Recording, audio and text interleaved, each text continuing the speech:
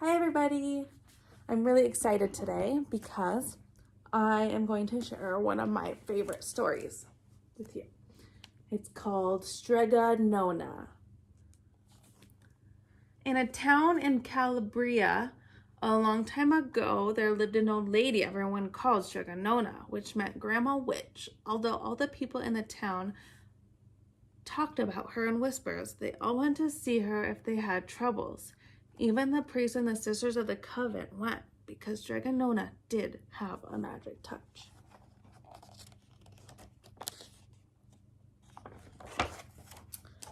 She could cure a headache with oil and water and a hairpin. She made special potions for the girls who wanted husbands, and she was very good at getting rid of warts. But Strega Nona was getting old, and she needed someone to help her keep her little house and garden. So she put up a sign in the town square. There she is, putting up the sign.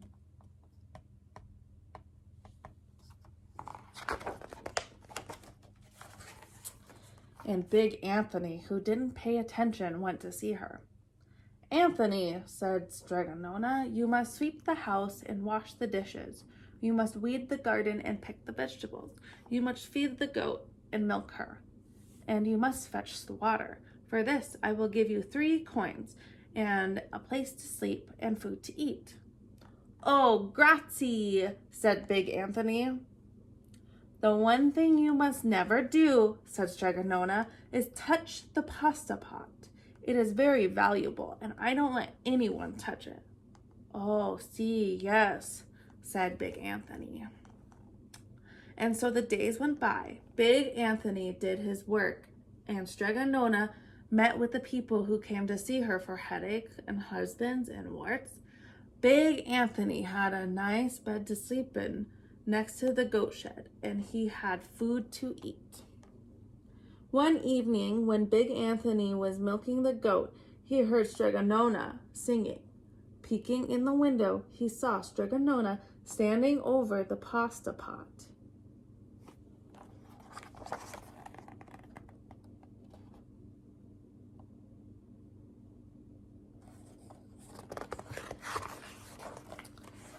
She sang, "Bubble, bubble, pasta pot. Boil me some pasta nice and hot. I'm hungry and it's time to soup.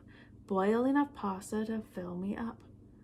And the pasta pot bubbled and boiled and was suddenly filled with steaming hot pasta. Then Strega Nona sang, "Enough, enough, pasta pot. I have my pasta nice and hot, so simmer down my pot of clay until I'm hungry another day." "How wonderful," said Big Anthony.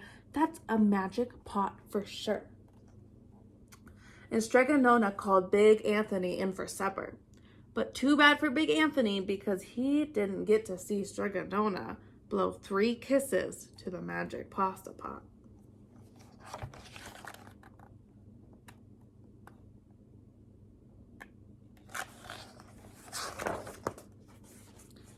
And this is what happened. The next day, when Big Anthony went to the town square to fetch the water, he told everyone about the pasta pot. And naturally, everyone laughed at him because he sounded so silly. "A pot that cooked by itself? You better go and confess to the priest, Big Anthony," they said. "Such a lie." And Big Anthony was angry, and that wasn't a very good thing to be. "I'll show them," he said to himself. "Someday I will get the pasta pot to make it cook. And then they'll be sorry." Uh-oh. That day came sooner than even Big Anthony would have thought, because 2 days later, Strega Nona said to Big Anthony, "Anthony, I must go over the mountain to the next town to see my friend. Sweep the house and weed the garden. Feed the goat and milk her. And for your lunch, there are some bread and cheese in the cupboard. And remember, don't touch the pasta pot." "Oh, yes, yes, Strega Nona," said Big Anthony. But inside, he was thinking, "My chance has come. Oh, no."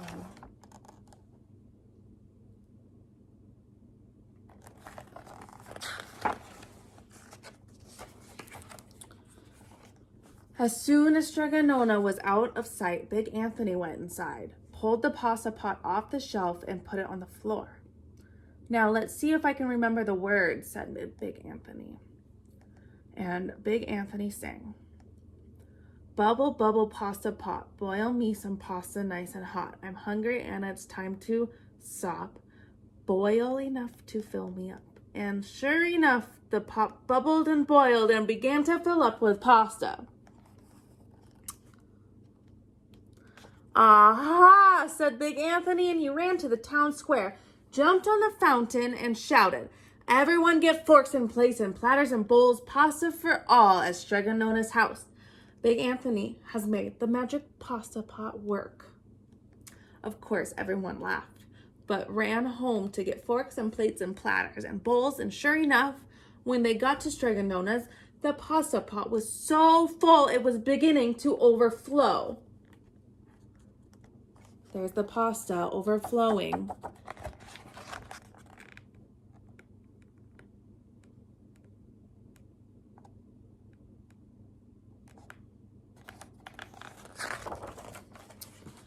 Big Anthony was a hero. He scooped out pasta and filled the plates and platters and bowls. There was more than enough for all the town's people, including the priests and the sisters from the convent. And some people came back for 2 and 3 helpings, but the pot was never empty. There's a pasta.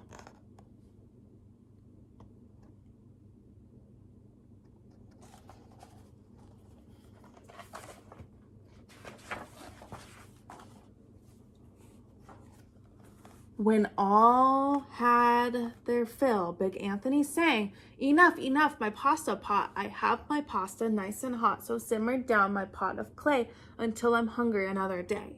But at last, he did not blow the 3 kisses. He went outside to the applause of the crowd. Big Anthony took a bow. He was so busy listening to compliments from everyone that he didn't notice the pasta pot was still bubbling and boiling until a sister from the convent said, "Oh, Big Anthony, look." And pasta was pouring out of the pot all over the floor of Strega Nona's house and was coming out the door. Oh no, guys. Look at how much pasta there is. How's he going to get it to stop?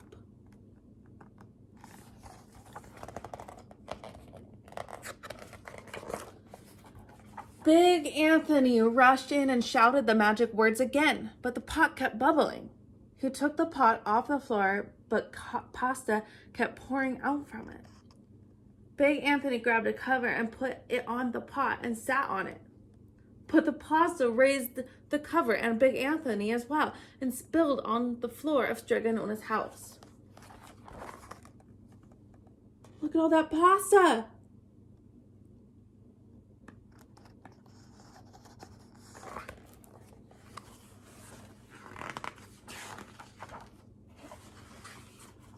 "Stop!" yelled Big Anthony. But the pasta did not stop. And if someone hadn't grabbed poor Big Anthony, the pasta would have covered him up. The pasta had all but filled the little house. Out of the windows and through the doors came the pasta, and the pot kept right on bubbling. The townspeople began to worry. "Do something, Big Anthony," they shouted. Big Anthony sang the magic song again, but without the 3 kisses, it did no good. By this time, the pasta was on its way down the road, and all the people were running to keep ahead of it. Look at all that pasta. Just keeps going.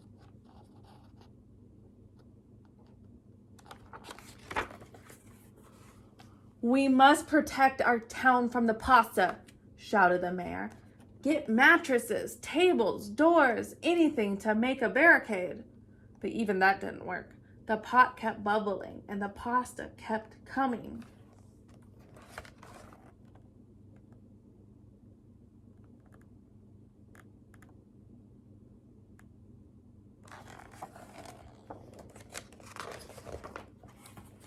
"We are lost," said the people, and the priests and the sisters of the convent began praying. "The pasta will cover our town," they cried. And it certainly would have had Strega and Nona not come down the road home from her visit. She didn't have to look twice to know what had happened. There's Strega and Nona. She's come back.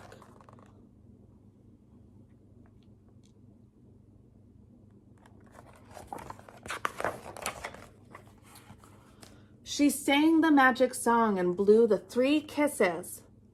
And with a sputter, the pot stopped boiling and the pasta came to a halt.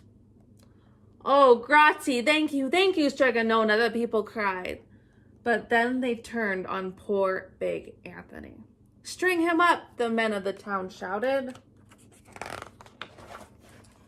Now wait, said Strega and Nona, the punishment must fit the crime.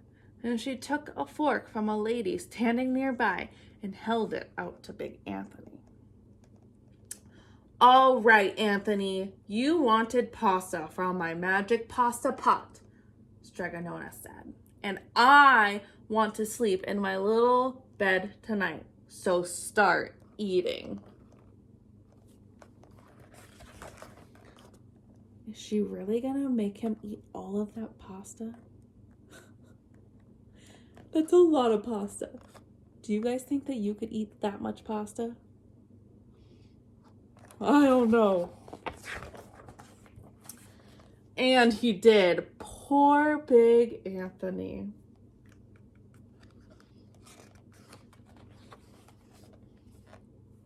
He ate all of that pasta all by himself. I don't know how he did that.